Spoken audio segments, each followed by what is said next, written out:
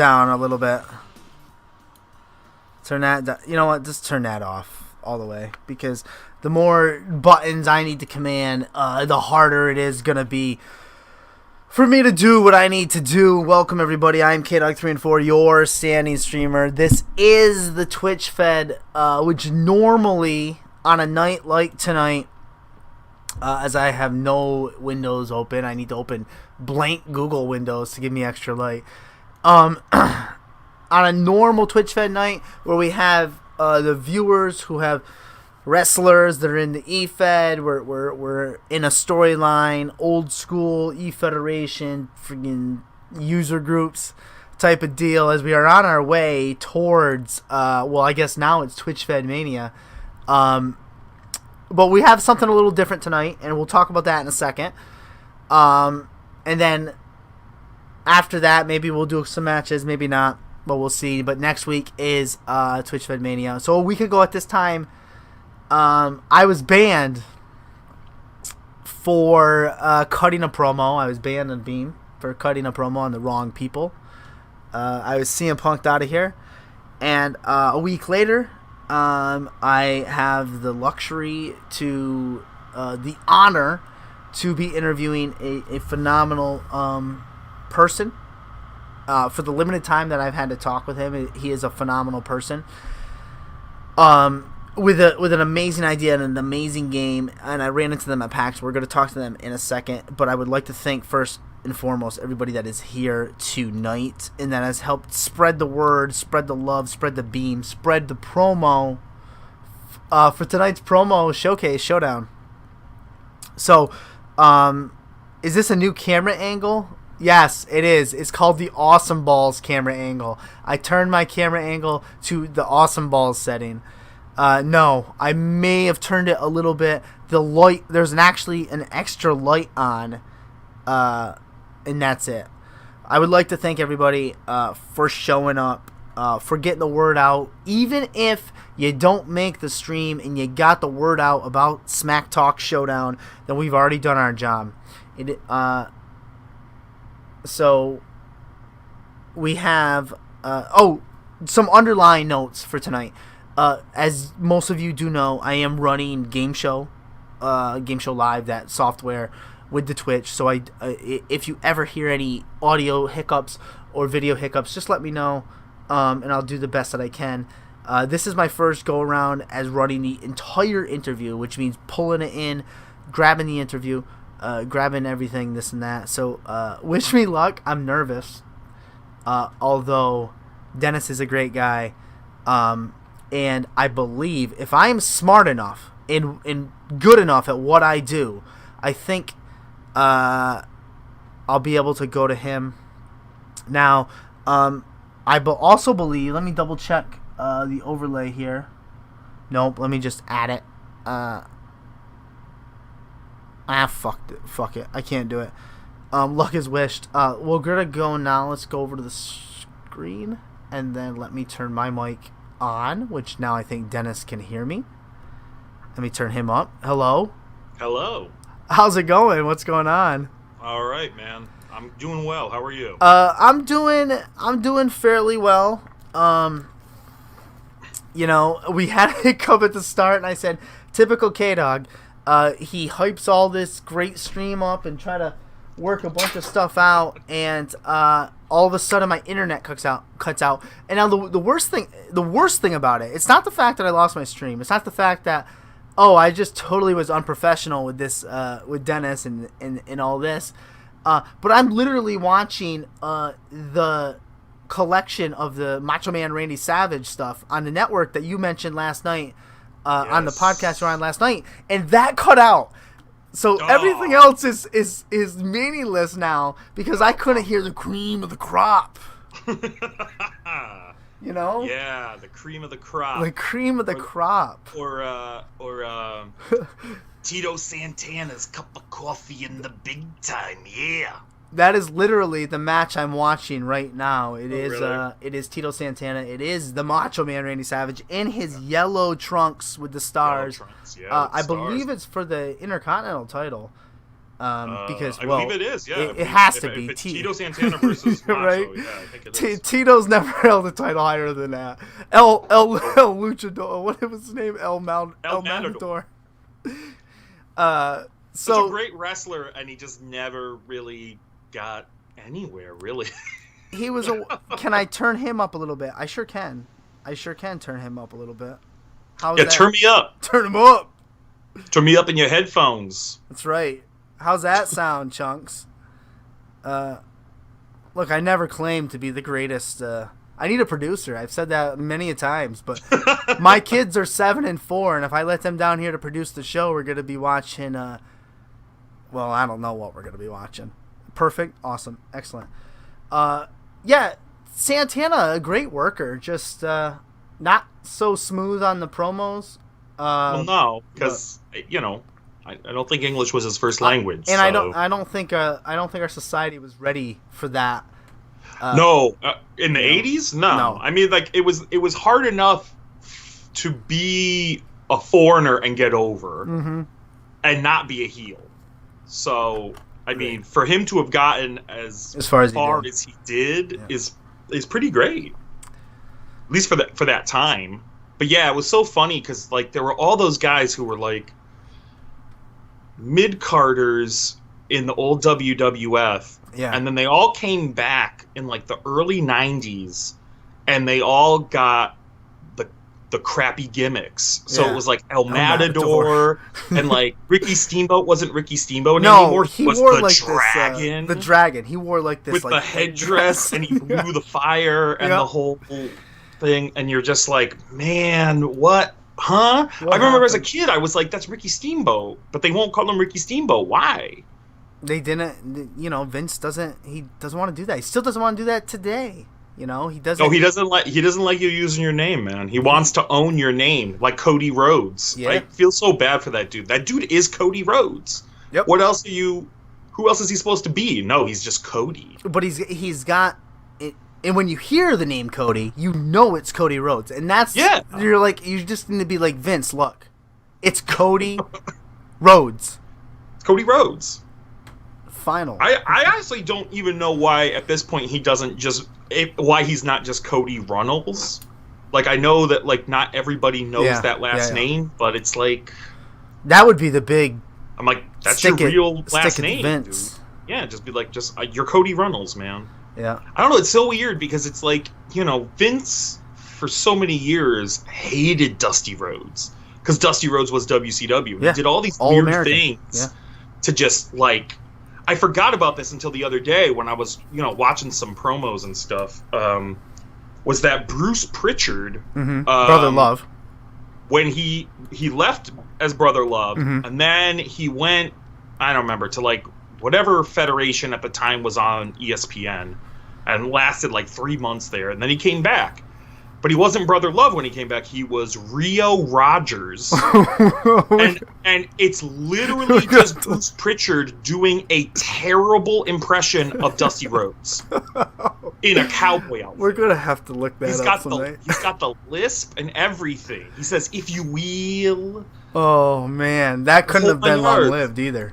No, it was like they had like 2 segments, but one of them was Rio Rogers and Shawn Michaels, Heartbreak Kid Shawn Michaels, going to the Hart family's home and having like a confrontation with Stu Hart. And, boy, I do remember that.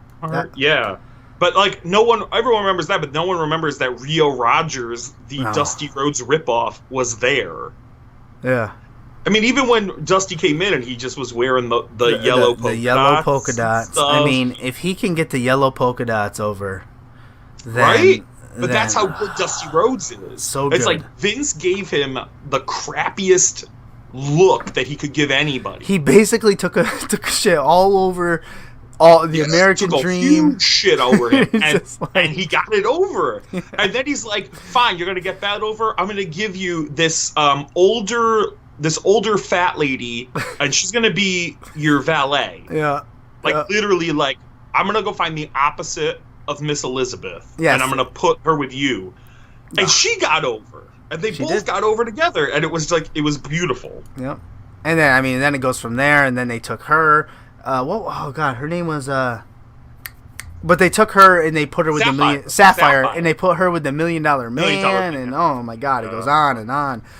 But so you have a very in-depth knowledge. I mean, you could just tell in those first 5 minutes of us discussing wrestling that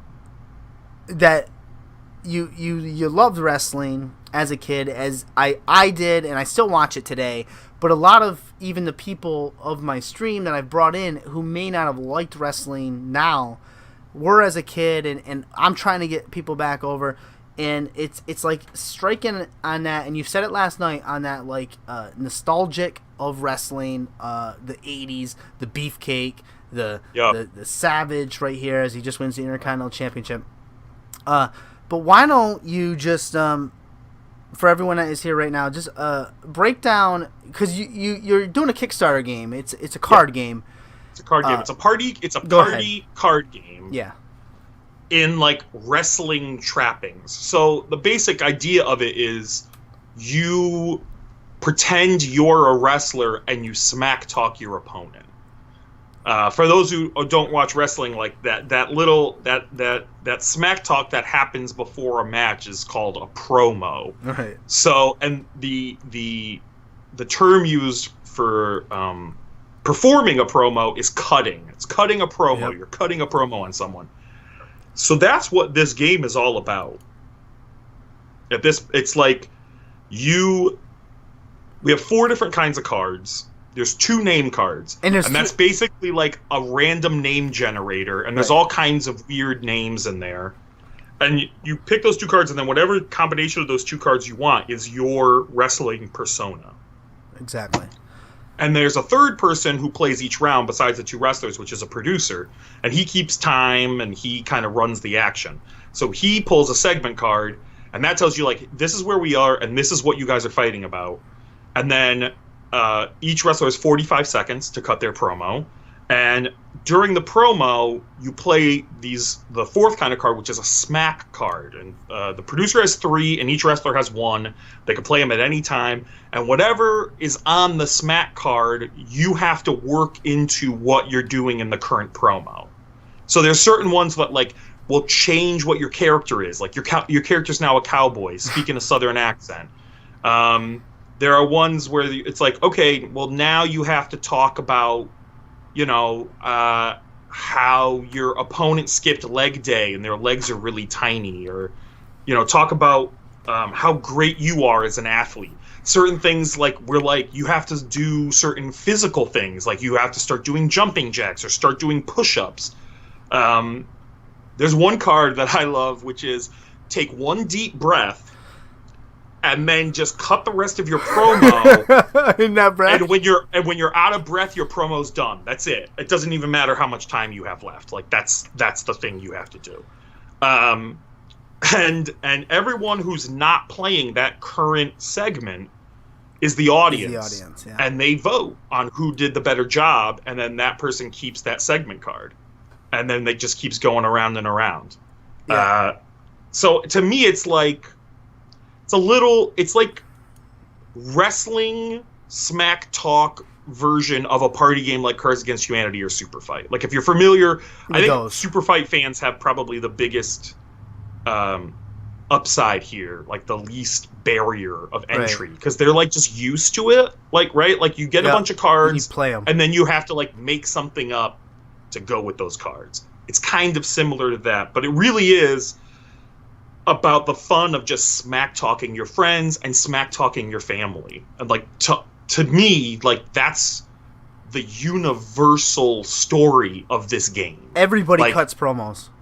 Sure. You might not even know you cut a promo. Whether you know it or not, whether you're a wrestling fan or not, it's fun to sit around and talk shit about your friends to their face. That's right. It's fun. So much fun. And then you do it behind, a persona, a character. It's almost like pulling a mask over. You're like, well, I'm not me. I'm the vicious dragon, or I'm, the techno demon, or I'm the Lil dentist. Doesn't matter. Like, right? It's like The little dentist. yeah, that's I'm gonna root canal you. yeah. But it is like it's literally like you just the personalities are big, and so to me it does harken back to that older era of professional wrestling where especially that era in like the 90s when everyone had a job. Yeah. Like there was like, I'm a wrestling trash man, I'm a wrestling plumber, I'm a wrestling sea captain, I'm the my name is Repo Tugboat. Man. I'm the Repo Man. The Repo Man. Oh my god! There's a gimmick in itself. You're like, it's like Vince is sitting around like, what do people hate? Oh, the Repo Man. Yeah, Like as a kid, I didn't know what a Repo Man was. I was like, what are you talking about? And they're like, oh, they're guys, and they come and like they take your stuff away from you. And I'm like, huh? That was a foreign concept to me. People hate tornadoes. Texas, give them tornado. Give them a tornado. You can't be Kerry Von Erich. You have to be the Texas Tornado. Exactly. You can't be Terry Taylor. You're now the Red Rooster. The Red Rooster. Oh, poor Terry Taylor. Know what I mean? So, oh boy. So this is kind of, and it does like I want this to be a game. Like, listen, if you don't get wrestling at all and you don't know anything about wrestling, it's still a fun game to play. I was explaining it to my wife, and she sort of understands wrestling. Used to watch it, Sure. Doesn't anymore, but understands the concept. But she would play it for sure. It's charades. Kind of, yeah. I mean, my girls would love it. We played it. It's totally kid friendly too, and it's really we've played it with wrestling fans, and wrestling fans like intrinsically get it on a deeper level, right? Oh, and then there's like certain cards that you play, and they kind of get what the reference is. Like one of the segment cards is, I have it right here. It's SmackCon, right? SmackCon. So it's the wrestlers are appearing at a local convention, and they must convince the audience to come to their booth. And I played it with somebody I know what PAX. card this is. Yeah, and someone's like, that's the Virgil card, isn't it? Yeah. And I was like, yes, that is literally all I thought of is all those pictures of Virgil you see him sitting there, at poor conventions, Virgil. sitting there by himself, no one trying to get his autograph. And he had the best tights after he got rid of the $1 Million Man. He had those red and white striped.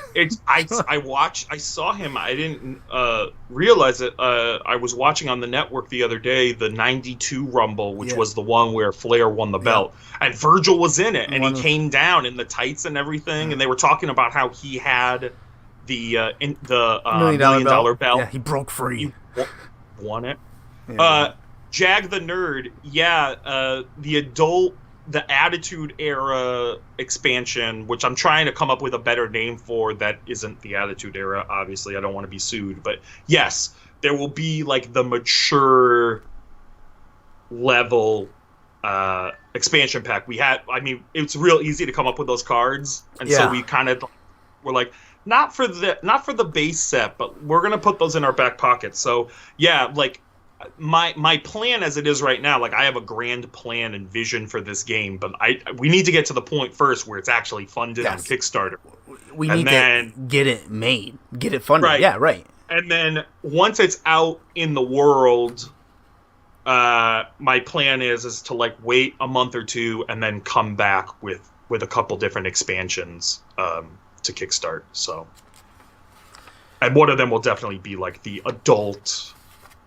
And that's what that's what those games do, really, is they get funded, and then, here's the thing that I didn't want to do, though, and I have to say, I don't want to, I was like, I don't want to throw shade right now at any other game, but fuck it, my entire game is about talking smack. Yes, I say it, fuck it, that's right. There's games out there, like the meta game, and I saw it at PAX, and they were in, like, the Kickstarter space. Right. And I was like, I bought that game at Target. It's out at Target, right? Yeah. I opened that box, and it was one of the first things that I was like, this is what not to do. Because you open that box, and there's like a cardboard filler in there pimping expansion packs. Like an ad. Yeah. And you don't get you buy this box and you think, oh, this box is full of cards, and you get home and like a third of it is a cardboard spacer trying to tell you, hey, buy the expansions and they'll fit here in this box. And now I was like, what a racket that is, man. Your base game is 500 cards. I mean, 500 cards. So that was one of the things that I was like very dead set against immediately. I was like, I want a full card game experience right out the box. And you can enjoy that, in my opinion. Correct. I don't forever. want it. You don't need expansions. I don't want you to need expansion packs. I want you to want expansion packs. Right, exactly. Right? I don't want to make them like a necessary part of the game. I want you to like this game, and then you have fun with it, and you're like, hey, I want more cards. Right. That's how it ideally should be. That's how Cards Against Humanity is. But then, Cards Against Humanity started making the expansions, and then it became this whole thing, Like, I even looked at Super Fight, and I like Super Fight a lot, but, like, Super Fight was selling expansions in their Kickstarter. Like, it was like, the tiers were like, oh, get this expansion pack with it. And I was like, why don't you man, that's weird. Right? I was like, just put those cards in the game then. Like, why are you're selling people a base game and you're selling them expansions? So, but I do like the idea. I have heard that some of those guys, I just saw someone ask if there's going to be a season pass, and I do like that concept. I do like the concept that, like, you pay like $5 a month, and every month you get an expansion pack of cards. Yeah, that's certainly something. That's certainly something that I like that concept. And that's an so interesting it's something to explore. Outlook to go into, an avenue to go into once you hit your mark. Yeah, you got it. I mean, that's listen, the key. Like, I have like people play it and they're like, you could make this into a mobile app, and I'm like, I know. I'm like, I have a vision. Well, like, that's what I was going to ask. Game. I have a vision for this game that is beyond just the cards. Right. And that's what I was going to ask you tonight. But that is where we have to start with. I'm like, we have to start with the cards. It has to get printed. It has to get out into people's hands, and we have to prove that there's an audience for it. And I think that there is. There's a fantastic crossover between, gaming and wrestling. In all honesty, I think it touches on the inner culture, nostalgic of everybody. You may not even be a wrestling fan, but you know of wrestling. Somebody can come up to you and say, give you a Hogan or give you a Savage impression, and you may not know it, but you know it. Sure. Like somebody does it and you're like, oh, that's that wrestler. Like, that's even right. if you don't know their name, you're like, oh, you're doing a wrestling thing now. That's right. And so that's interesting. And so hitting the mark is the first thing, and obviously we'll let you'll get your plugs here and there. Sure. So what attracted me? I'm walking through PAX on a Sunday, and I'm like, I'm supposed to buy a board game. I work for a school for children with autism, and we're doing a gala, and we're doing family game night, so I went to buy a board game. So I'm walking around the board game section, and I just see this one guy standing there with his camera like this. And then I see, like, these other guys sitting, and I'm like, what is going on? But then I see this blow-up luchador. Yeah. And I'm like, well, wait a minute, hold on, time out. Why is there a Lucha Libre on this table? Because I thought I'm not as bright as I look. I thought all those tables were for, like, games you brought and played. So I stand there, and I'm like, and then I was enthralled. But my question for you is this: is there a name for that blow up luchador? Does he have a name? Because I think he needs a name. We have a bunch of them, actually. There's like two. There are 4 different kinds. So I bought them. Weirdly enough, somebody at the company I used to work for actually got them as a Secret Santa gift. And I saw them in her office, and I was like, where did you get those? They are perfect. And she's like, oh, they were a Secret Santa gift or whatever. But I think the person who gave them to me said they just found them on Amazon. And so I went on Amazon and I searched for it. And there's like this company that just makes these luchador blow up doll things. I need to get some of those. Oh, it was fantastic too. There was a guy we went to pre-gamer at Laugh Boston the night before PAX. Right. And that was like literally that's when our Kickstarter went live and we showed it off. And there was a dude who I swear to God was like, "How do I get that luchador?" And I was like, "Back the game and I'll just give it to you." And he did, and I did. That's and perfect. what he didn't know is I had like literally Like 11 other versions of that thing in my bag because I bought a dozen of them. Right. So I was like, "Yeah, here, take it. I don't care." And I was actually at a wrestling show on a week ago. It was last Friday night, and the same thing happened. This guy was like, "I really want one of these things," and I was like, "Give me $2, dude. Like, just give me a couple bucks, and he's yours."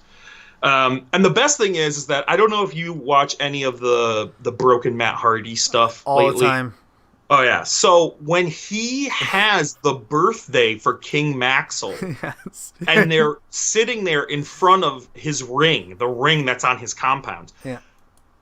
Those blow-up luchadors are hanging from the ring ropes and stuff. That's And I was like, "Oh my God, I have that. That's a thing I have." So awesome. I got super excited. I was like, "Wow, those blow-up luchadors they're part of the Broken Hardy universe." So what type of research did you do for the cards? we watched a lot of promos. We watched a lot of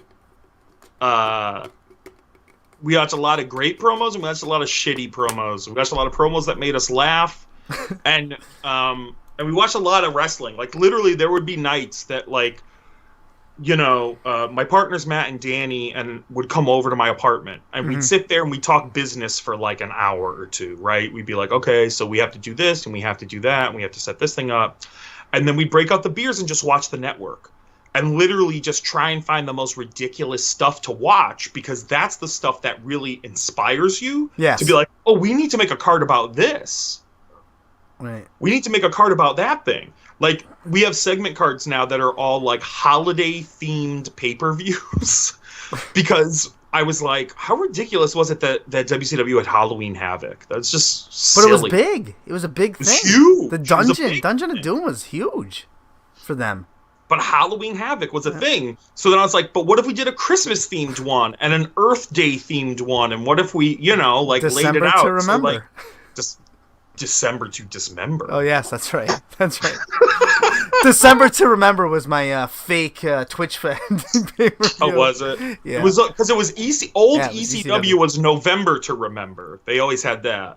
And then I think, I might be wrong about this, but I think the one and only pay-per-view that they did with the WWECW, the ECW the WWE ran, It was one, yeah. December to Dismember. Yeah, and it was... And it was the worst Worst pay-per-view pay-per-view you've ever seen in your entire life. It was so bad and got like and nobody bought it, and they instantly were like, "Yeah, let's not do this anymore. We're not going to do those anymore." And Paul Heyman left. when Paul Heyman leaves, oof, I mean, not good. no. Probably. The whole idea of that like sounded so great because I was such an ECW fan in the mid and late 90s. Like I remember I was like 19, 20 years old, and I would stay up on Saturday nights. I'd watch Saturday Night Live, even if it was crappy, because at 1 a.m. on the Madison Square Garden network, they had ECW. Which was odd, because I believe MSG also was showing They were marketing wrestling at that time. They would show the WWE stuff that was filmed at Madison Square Garden. Yep. I do believe, though, that the ECW was on so late because ECW would buy the time like they were an infomercial. Yeah. Well, I think Heyman talks about that they bought their airtime. Yeah, so it was like, but that was the time they could get. Like, Yeah. the time they could get was Saturday, technically early Sunday morning at 1 a.m. And I would stay up so I could watch ECW. Yeah. And then I remember when ECW went to TNN, and I was like, oh my god, ECW is actually going to be on real cable Network television. TV. And of course, we all know how that worked out. So it did not work out at all. No, but I am one of those dudes who was like a very old ECW mark. I loved it. And then they did the one night stands, and I love the one night stands. The first one I loved, the second one was all right, and then they were after the second one, they're like, "We're gonna bring back ECW," and I was like, "That's cool, but if you bring back Paul Heyman." And they're like, "We're bringing back Paul Heyman." I was like, "Okay." And then the very first match is a character named the Zombie, because the Sci-Fi Network was like, "Can you put like aliens and horror creatures in it?" And Paul Heyman thought it was such a ridiculous idea that he basically was like, all right, so here's a character named the Zombie, and then the Sandman comes out and just canes the crap out of him. And like, that was literally the very first match of that new ECW. And I was like, and then I was like, oh, this is going to be shitty. You're like, oh, that's a card. Yeah, the Zombie. You're a zombie. You have to now walk and act like a zombie during your promo.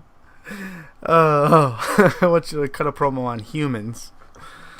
Right? All you have to talk about is how great your opponent's brains are going to taste. That's right. That's the whole thing. Yeah. And how you're gonna... So yeah, I mean, obviously, like, I have a deep and abiding love for wrestling. Like, it comes from a real pure place. I talked about this on the New Age Insiders podcast, or Late Night Liam, rather. Yeah.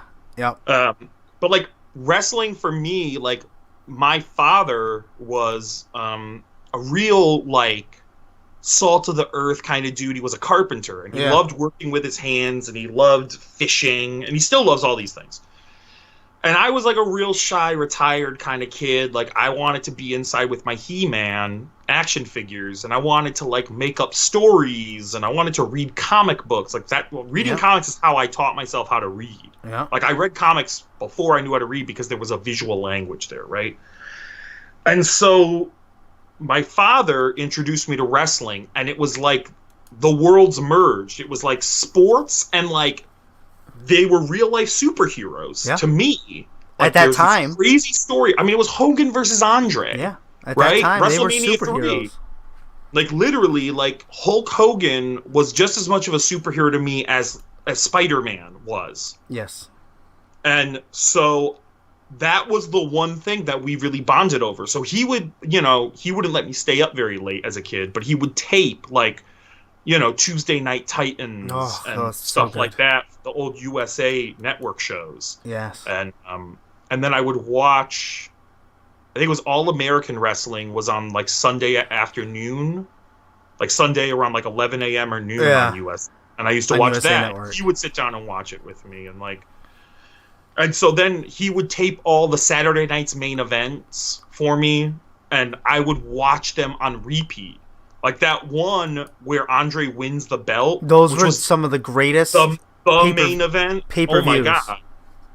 And the main event, like that thing was like, because it was on NBC, so it was like the highest watched wrestling show ever.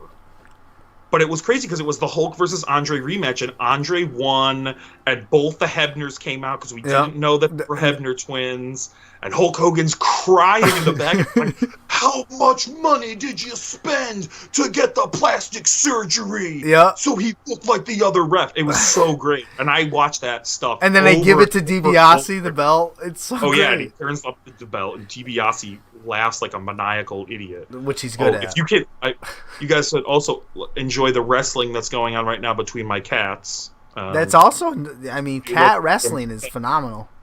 Well, they're licking each other now, but that's the preface. It's the cat. They lick each other, and then the biting and fighting starts. Yes, that's the women's wrestling from the Attitude Era. Right Here it goes. On each other's faces. Get her. We're gonna end the interview and watch cat wrestling because we can. Yeah, we'll just watch these guys, these two assholes. I would do it all day. I have 3 cats, and they're all assholes. I mean, that's why you get cats, right? Right. To tape them, go viral. Oh, there we go. But Saturday night main event was huge because, I mean, I believe that's when the Mega Powers broke up, too, was on Saturday night main event. Yeah, yes, it was. Yep. So when Elizabeth got, like, knocked off Oh God. the ring, and Hogan brings her in the back, and Yeah. you're like, What's going on here? that Macho Man is like, I see the lust in your eyes. What was so great is like, I heard a story about this, that, you know, when they did that backstage segment where Macho Man comes into like where the doctor setup was, right, where the gurney is and Elizabeth's there and Hogan's on his knees and he, like, by her side, and then Macho Man comes in, they were like counting him in, and Macho Man was already freaking out before they started counting him in. Like, he legitimately was like ripping into Hulk Hogan. Well, he's got that Brian Pillman in him, which, like, sometimes Savage was so good because you never knew what was character and what was real life, which was like Brian Pillman style. Yeah. And I mean, and everything I've heard about Macho Man and Elizabeth was that he was like super hyper protective of her. Like, you know, like, she would go to the ring with him, and then they would go right back into the dressing room, and he would like tell her, "You stay here." Yeah. And like, she had to stay in the dressing room because he was like hyper afraid that like some wrestler was gonna fuck his wife. Yeah, pretty much. He just seemed like the thing about Macho that made him so good is that he was just intense. He was super intense, and that was legitimate. Like, he was an intense person. So really, like, you know, they always say the best wrestling characters are just the ones that are your actual personality dialed up. Yeah. But I mean, like, he didn't really have to dial it up that much. Like, that pretty much was, you know, Randy Poffo was Randy Savage. Yeah, that's when they brought him in to the WWF at that time. I mean, they didn't change his character really at all. No, they were just like, this is you. I mean, and part of the reason why his promos are so good is that he was stupid intelligent and very smart, really intense, and then he would come out and he would just do these, and he'd cut these promos, and you just bought it. Like, and one of the great things about him is, like, and I think I talked about this the other night too, is that some of the best wrestlers are ones that could go either way. They could be that face or they could be the heel. They could be the bad guy, they could be the good guy. And that's what was Macho Man, because when he was a bad guy, you still liked him. You still wanted to see him win. And it's that gray area of like today, you don't really have your full-fledged faces and your full-fledged heels. It's a gray area. It's the Stone Colds, it's the CM Punks, it's the Randy Savages. Well, they try and make it like that now. But and I think it's weird because they're doing the family-friendly thing. Yeah. Which is really, like, for kids, it's much more easier to be like, that guy's a good guy, that guy's the bad guy. He's got bright color attire. He's got dark color attire. But then you have Roman Reigns, who legitimately acts like a heel, but because of his situation, we're supposed to just cheer him. And I was like, but we're not in the Austin era where you can actually go off now. He has heel tendencies. I mean, like, if there was another wrestler who showed up at a wedding party and ruined it and attacked the guy and left the woman crying, that would be a heel. Except Roman that Reigns. guy is Bulgarian and his wife is Russian, so they're foreigners, so they're bad. Yeah. Like, that's, do you know what I mean? They're evil. I tweeted something the other day, and it was a joke, but I tweeted, like, if I had a kid, and I like how in the chat now they're like, kids are stupid, I should know I have one. But I was like, if I had a kid who was a Roman Reigns fan, I'd have a really hard time explaining to that kid why Roman Reigns is actually a good guy. And people were like, you're stupid, fuck you, blah, blah, blah. And I was like, well, I'm kind of joking, and I'm kind of not. Because, like, he does things, like, he attacks people when they're not looking, and you're like, is that what a good guy does? Like, there's I get it that they don't want him to be the pure babyface, but at the same time, you're not going to get the older male audience to like him by having him act like an anti-hero because he's just not charismatic enough to pull it off. No, and if they don't turn him full-fledged heel at WrestleMania, they might as well just cut ties because I almost assure you that they will not. Vince is all in on this dude. He is so convinced that Roman Reigns is the next Rock or Stone Cold, and it's just. But you got to think about it.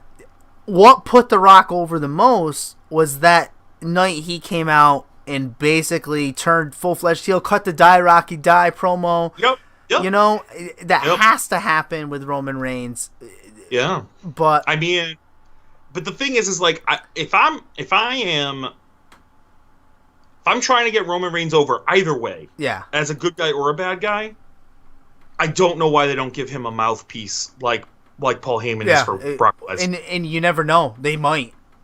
I mean, like, if they gave Roman Reigns an attractive woman and painted her like she was an angel or a saint, right, and had her talk for him, he would get over. And the older male audience that hates him because he acts like a superhero all the time would buy into it because there's a hot woman with him. It's stupid, and it might be a little sexist or reductionist, but I feel like that would play into like wrestling fans. Well, I mean, Rusev had that going for him for the longest time, and then they took a shit all over that deal, you know. Yeah. But that made me think about why we're here for the card game for a second. Oh yeah. Is there any way that would be a good card to have? Like you're cutting a promo and you have a valet, so you can take another player from. Oh yeah, we have those cards. So we have cards where like you can grab a member of the audience and they're now your tag partner, and you both cut the promo.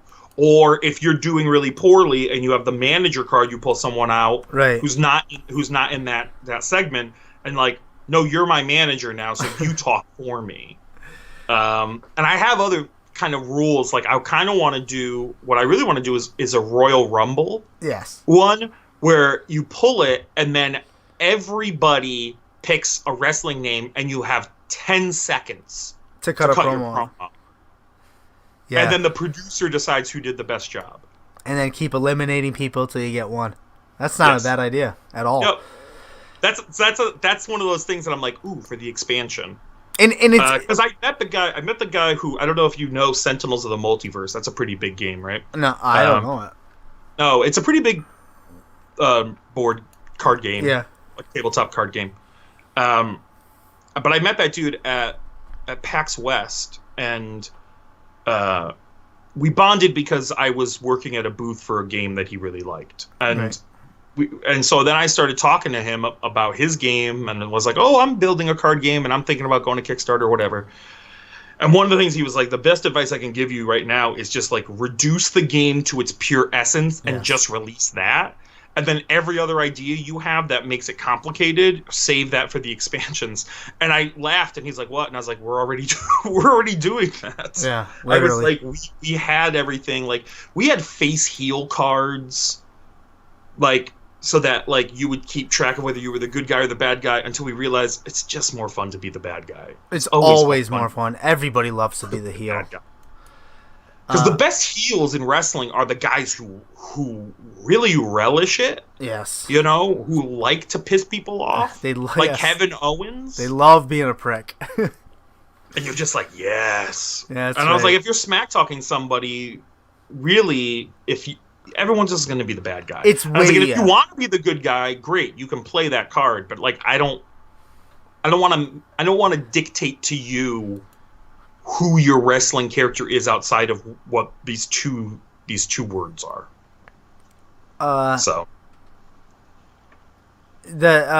We were talking about how all the research you did, which is great. I mean, I would have loved to research for this. Who are the top 5 in your mind? Give me the top 5 best promo guys in the business today or all time. All time. Oh, geez, that's hard. Okay. It is very hard. All right, so CM Punk's got to be on there. Yeah. I mean, he just, especially even just for the pipe bomb, but anything after the pipe bomb, but also anything when he did the Straight Edge Society and he was doing the I Am Jesus thing. Yep, with Doc Gallows. But it was so good. He's so fucking good. Any pipe bomb cards in the game? There's one breaking kayfabe card where you drop all pretense of the game and you actually go at your opponent. That's good.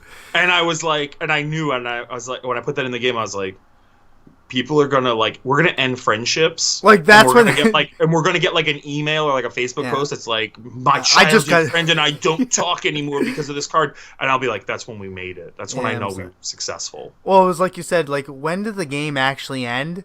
It's like. So the game ends when someone gets 3 segment cards. Yes. But the reality is, you're gonna play it like you're gonna play any other party game. Which is, you're probably going to sit around. If you're of age, you're probably drinking. And when you either get bored or too drunk, you'll stop playing. Yeah. And that's when the pipe bomb card comes out. You know? Pretty much. Yeah. But CM Punk definitely is on that list. I mean, Macho Man is number 1 with a bullet. I just... It's hard to rank them. It really is. I won't rank the others, but I will say... In my mind, I always call Macho Man. I call Macho Man the patron saint of this game, because like it is very macho-like.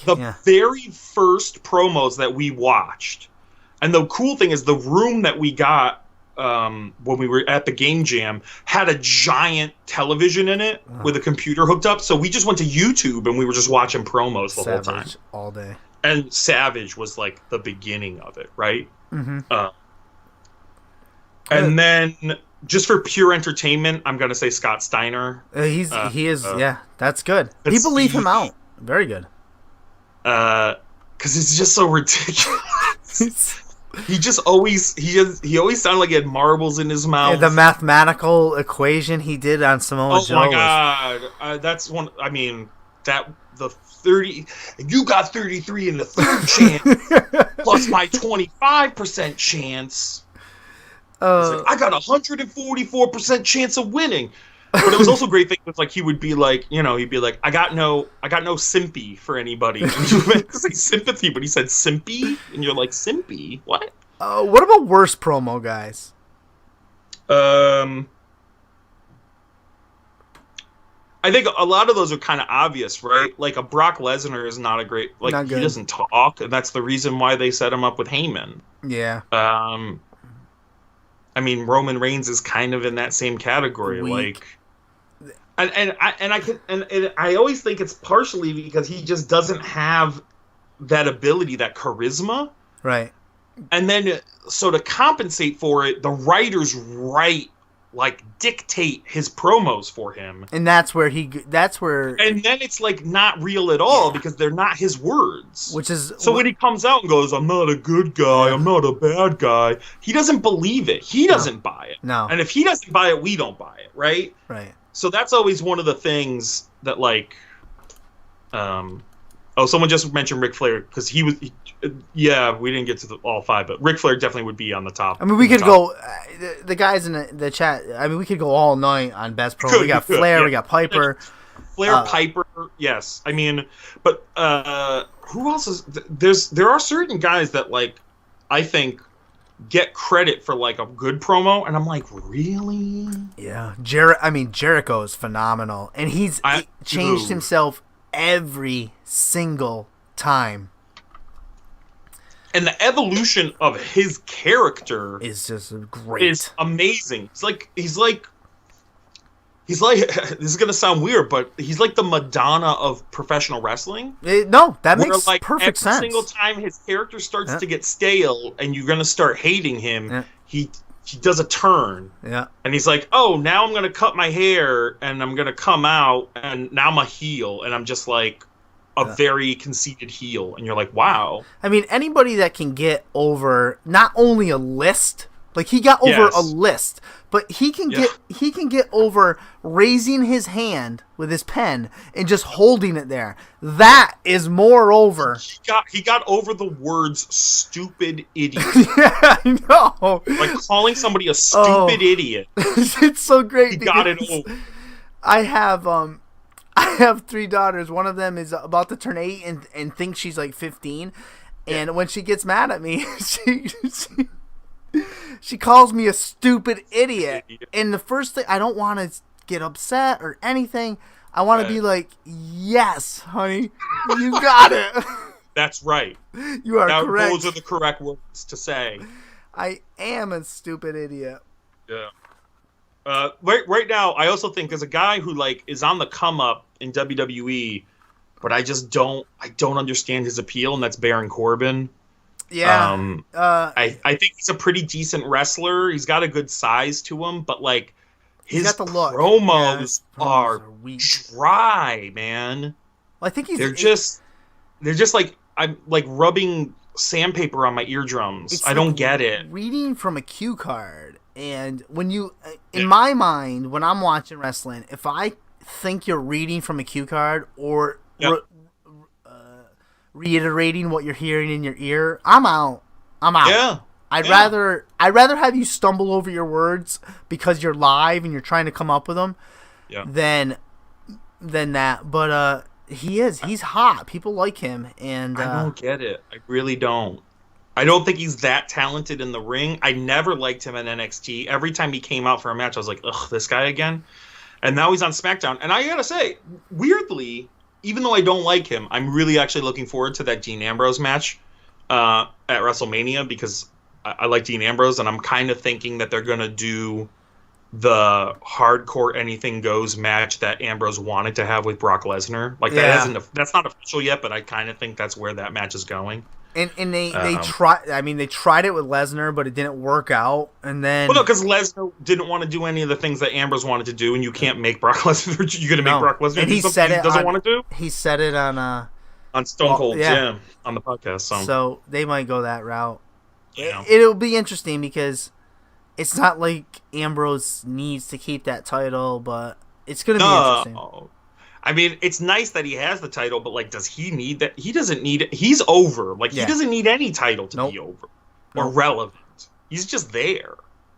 So, he'll probably drop the strap to Baron as part of his like ascension to the top of the card. But the next level, the next step.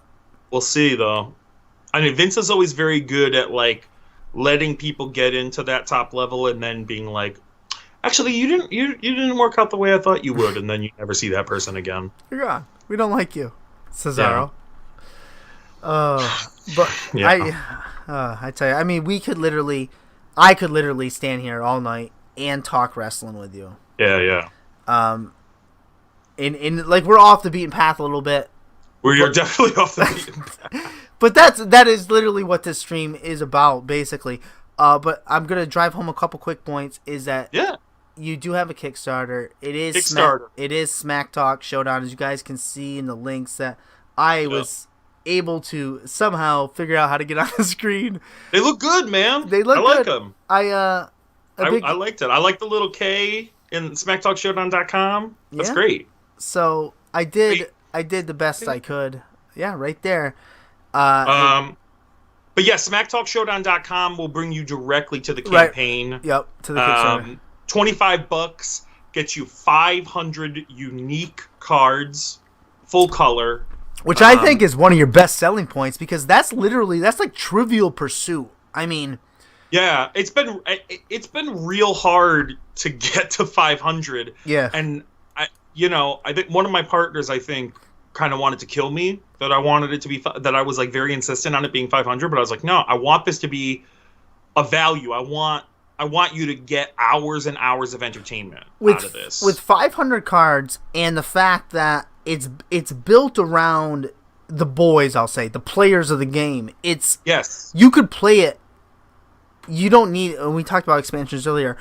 Technically, you can enjoy this game without expansions. Listen, I have 50 of each of the different name cards, so 100 name cards total. Yep. That's like thousands of possible names with possible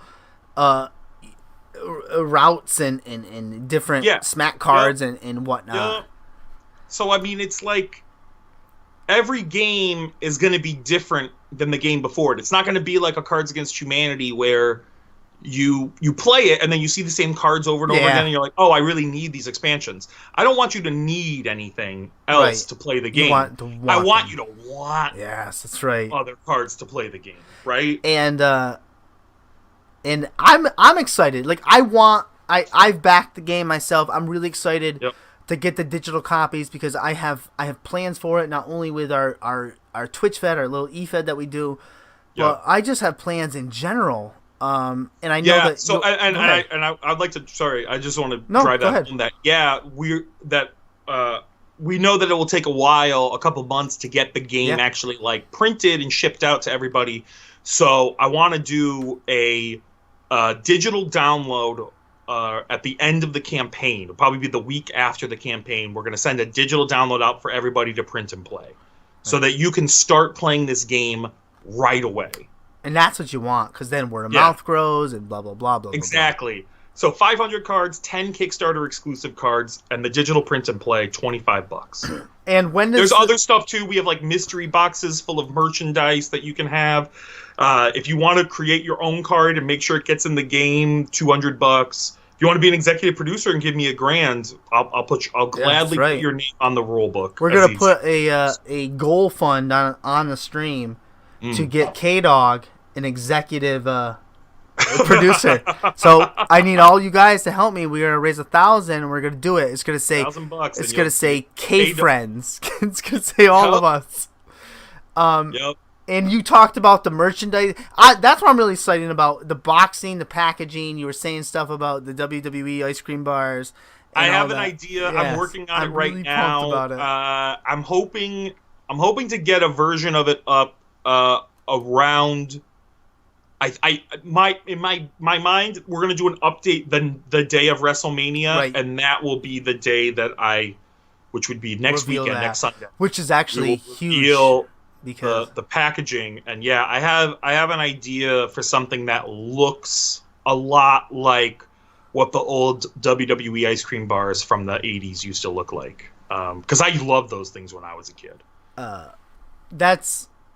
I'm in love with the game, so and when does the Kickstarter, when is the final day? When's it? April 8th. It'll end April 8th, I think, at 6 p.m. 6 p.m. So we have 2 more weeks. We've done 2 weeks so far, and we just hit the end of the second week today, and we just, before I came on this on the stream, we hit 50%. We are tracking exactly to where we want it to be at. Well, so that's really good, because I listened to the podcast before the show and it was 40%. So and so doing things like this, even no matter what the size of the audience, it's word of mouth too. I like talking about wrestling, obviously. Yeah. And it's always good for me to refine this pitch. Yes. Of what this game is and what it's about, and get people interested. So, but I will say, like, this is the time when Kickstarters are traditionally pretty slow. So we are really looking for quality backers right now who are willing to put up that at least $25, or even just $5. Like, we'll give you the digital print and play copy for $5. Yeah. Any amount of money right now is helping us keep the momentum, because a lot of our campaign has been different than how these campaigns usually go. Yeah. Because usually you don't get like $800 of stuff in a day at the end of your second week, but we made this push now to aggressively get back out there in front of people so that they can see it. And then if anybody is in the Northeast, next weekend, we will definitely be at the South Coast Game Fest in Swansea, Mass. There's a bunch of tabletop games that are going to be there, and we're going to demo there.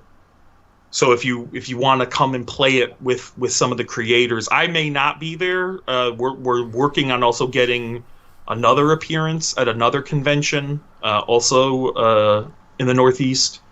So I'm trying to work on that right now, and that might be me. But you'll meet my partners, Matt and Danny. They're super nice guys. Matt dressed up like the Macho Man Randy Savage during PAX and walked around and sure did come play the game. So it was good. I'm so happy that I ran into you guys, and I'm happy and I'm grateful that you guys came on the show tonight.